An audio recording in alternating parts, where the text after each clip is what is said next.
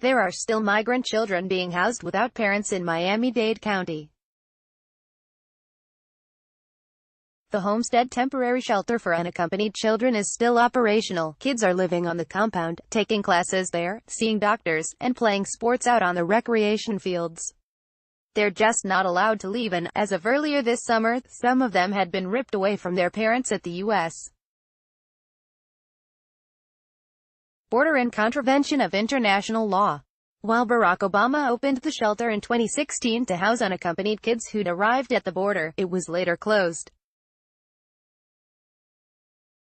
The place quietly reopened under Trump earlier this year with virtually zero public disclosure until New Times visited the facility in June and discovered there were more than 1,000 children inside.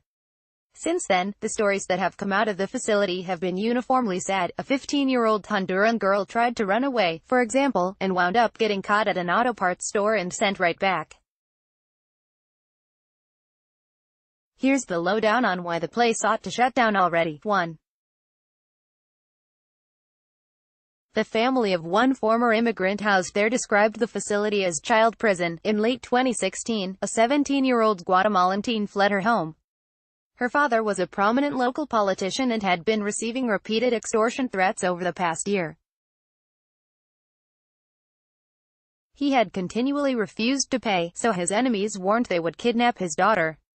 The threat was serious enough that she made the long, treacherous journey to the United States, where her aunt and uncle lived, to seek asylum. Instead of being released to stay with her family while the government evaluated her plea for safety, though, the teen had to battle for months to get out of a facility she and her guardians described as a child prison, the Homestead temporary shelter for unaccompanied children. It took long, the young woman told New Times in Spanish this past Friday. Her name and the dates of her time in custody have been obscured to protect her identity because she still has an open immigration case. I was detained for 3 months, and I was worried about the time the process was taking. The woman, who is now an adult, it is the first former detainee at the Homestead camp to speak publicly about her experience since New Times broke the news last week that the site had quietly reopened to house more than 1,000 migrant children, including dozens separated from their parents under President Donald Trump's new border policy. The woman said that, after being bounced through multiple prison-like detention centers, she was glad to enter the comparatively clean and orderly Homestead facility. But her family and her lawyer say that they were repeatedly threatened by social workers and that the teen cried through her scheduled phone calls. She came into the country, and they bounced her from place to place until she ended up there in Homestead, the woman's guardian tells New Times, and we just bent over backward with whatever it would take to get her out of what I like to call child prison. 2. The company running the facility once paid out a $3.8 million medical fraud settlement in Homestead, a federal compound housing as many as 1,000 migrant children is managed in part by a federal contractor based in Cape Canaveral called Comprehensive Health Services, which has held a contract at the Homestead camp since February 2018. Senator Bill Nelson says 94 children at Comprehensive Health's facility have been taken from their parents by U.S. immigration agents. According to a New Times review of past state documents, that contractor is operating in the Sunshine State thanks to a handy assist from Gov. Rick Scott's administration. In December 2016, Comprehensive Health announced a new project that would create 150 new jobs at its Cape Canaveral headquarters, and in exchange, the state in July 2017 awarded the company a $600,000 qualified target industry tax incentive package. But just as Scott was negotiating that tax break, Comprehensive Health was hashing out a deal with the feds to pay a $3.8 million settlement to the U.S.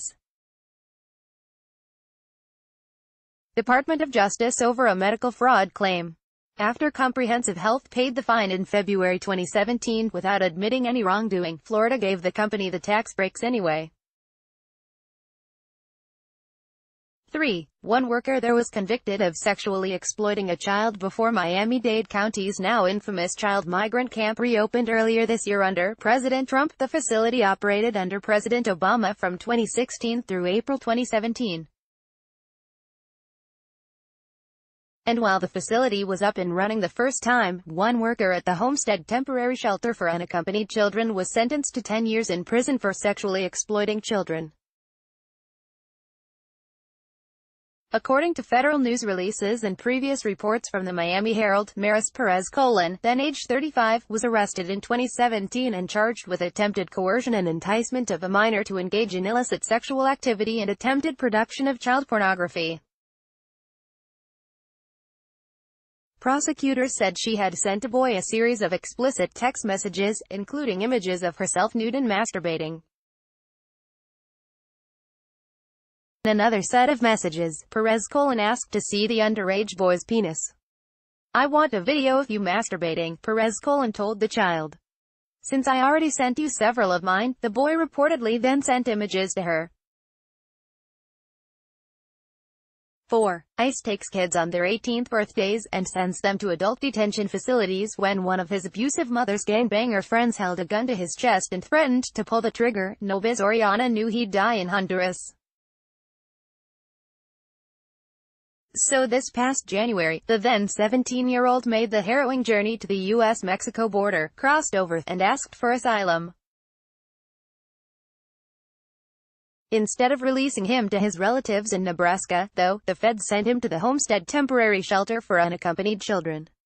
Oriana spent 3 months in the remote South Miami-Dade facility until April 8, his birthday. That's when Immigration and Customs Enforcement agents showed up at the children's shelter, slapped handcuffs on Oriana's wrists, chained them to his waist, and shackled his legs together. The agents drove Oriana to the Broward Transitional Center, an infamous immigration jail in Pompano Beach, where he was thrown into a cell with men twice his age. Oriana's saga isn't just shocking, it's also illegal, say Miami immigration attorneys who have succeeded in forcing ICE to release several other 18-year-olds in recent months. Even worse, they say what happened to the Honduran refugee seems to have become ICE's national policy. When they turn 18, it's basically, "Happy birthday," and then they slap on handcuffs and take them off to adult detention centers, says Lisa Leonard, an attorney with the nonprofit Americans for Immigrant Justice who is representing Oriana. Since April, at least 14 children at the Homestead Center have been handcuffed on their 18th birthdays and taken to a jail cell in Broward, Leonard says. And at least one of those kids had been separated from his father under the Trump administration's since abandoned policy to rip apart families that cross the border together. 5. And now we know the facility costs $500,000 per day to run. The Trump administration did not need to rip children from their families at the U.S. border. The White House simply chose to do that to intentionally broadcast our nation's cruelty and barbarity to the world. Trump's cabinet also does not need to house unaccompanied kids in tent cities, including the Child-Immigrant camp currently operating in Homestead, Florida. Many immigrant rights groups say it's easier and more humane to let migrant kids live with U.S. relatives or foster groups. But instead, according to publicly available documents published this week, Americans are blowing $500,000 per day in public funds to keep the Homestead Temporary Shelter for Unaccompanied Children in South Miami-Dade running. The shelter opened under Barack Obama to hold children who were showing up to the U.S. border, mostly from Central American countries such as Honduras and El Salvador. It closed in 2017, but New Times first reported in June that the Trump administration had reopened it without telling the public and had quietly placed more than 1,000 children there.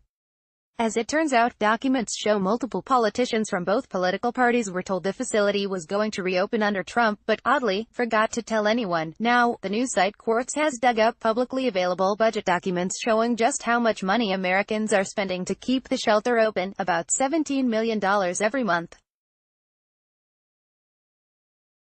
According to federal budget documents, the United States has spent $140 million since February to operate the shelter.